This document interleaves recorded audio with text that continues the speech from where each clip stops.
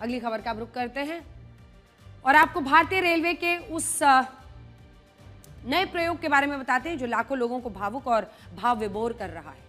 इस बार छठ के महापर्व पर उत्तर भारत के 30 से ज्यादा रेलवे स्टेशन पर छठ के लोकगीतों का प्रसारण हो रहा है। इनमें नई दिल्ली, आनंद विहार, कोलकाता, आसनसोल, गोरखपुर, रांची, पटना, दानापुर, राजेंद्र नगर, पाटलिपुत्र, आरा, मुंगेर, सहरसा, जमालपुर, कटिहार समेत कई रेलवे स्टेशन पर छठ के पारंपरिक गीत गूंज रहे हैं। सोशल मीडिया पर हर कोई इस अनुभव के लिए रेलवे को धन्यवाद दे रहा है और ये कह रहा है कि छठ के इन गीतों को सुनकर ऐसा लगता है कि वो अपने घर घाटों के बीच पहुंच गए।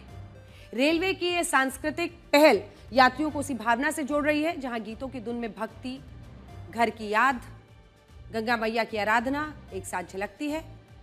और आज हम इस तरह का जो नया प्रयोग है वो करना चाहते हैं। अब तक हमारे देश में हर साल छठ के मौके पर रेलवे स्टेशनों से ऐसी तस्वीरें आती थी जिनमें त्योहारों की खुशी से ज्यादा सिर्फ तकलीफें दिखती थी, लेकिन इस बार रेलवे की तैयारी और गीतों ने माहौल बदला है। हम ये बिल्कुल नहीं कह रहे कि इस बार ट्रेनों में भीड़ से लोगों को असुविधा नहीं हुई है।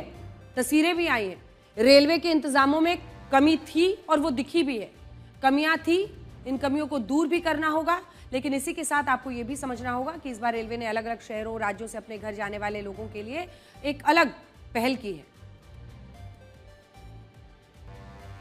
हालांकि ये बात अब बार बार कहना चाहते हैं कि कई लोग हैं जो कई जगहों पर ट्रेनों में जाने में उन्हें दिक्कतों का भी एहसास हुआ, लेकिन 3-4 बातें ये बताती हैं कि कैसे लोगों के लिए जो दूर रहते हैं उनके लिए अपने परिवार से, अपनी मिट्टी से, अपने लोगों से, अपने त्योहारों से, अपनी संस्कारों से, अपने संस्कृति से जुड़ने का यही तरीका है और ऐसे में ये गीत उनके दिल को लुभाते हैं। छठ के ये गीत बिहार के लोगों की संस्कृति, उनकी पहचान के लिए सम्मान है।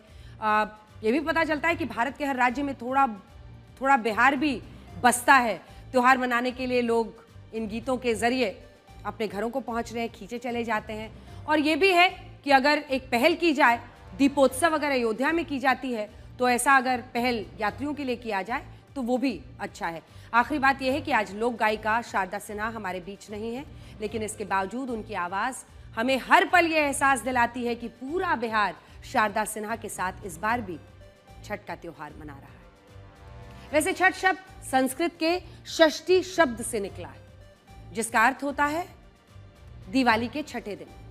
ये वही तिथि है जब कार्तिक शुक्ल की षष्ठी तिथि को ये महापर्व मनाया जाता है और इसी वजह से इस त्योहार को छठ या महापर्व छठ कहते हैं।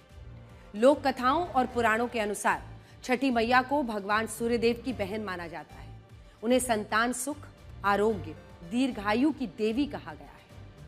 अलग अलग मान्यताओं के अनुसार छठ पूजा की शुरुआत महाभारत काल में हुई थी, जब पांडवों